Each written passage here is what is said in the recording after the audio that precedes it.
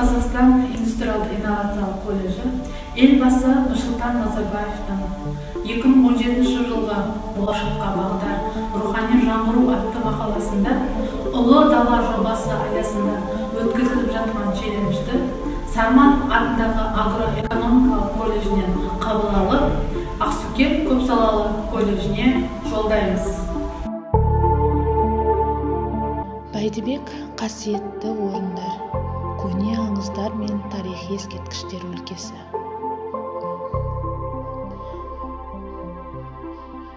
Бәйдібек би атаңызға айналған батыр, қолбасшы және әділ би. Дұшпанға қарсы төтеп беру үшін көшпелі ру тайпалардың басын біріктіре білді.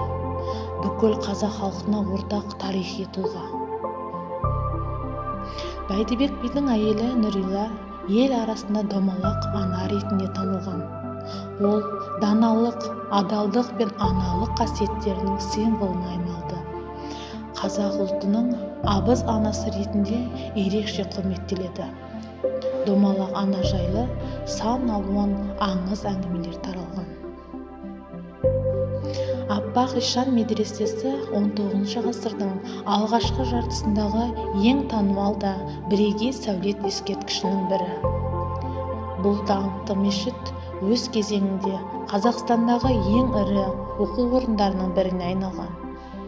32 бөлмеден тұратын ғимарат бұқаралық сәулетшілердің жобасымен салынды. Сәулет кешеніне мешіт, дәрісхана мен 2 қызметтік бөлме кіреді.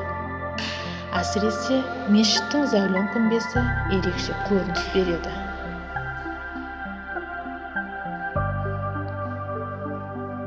Боралдай тауларында көне заманның ізі қалған жартас бетіндегі иероглифтер біздің қола дәуірі мен ерте темір ғасырының шапар шектіреді.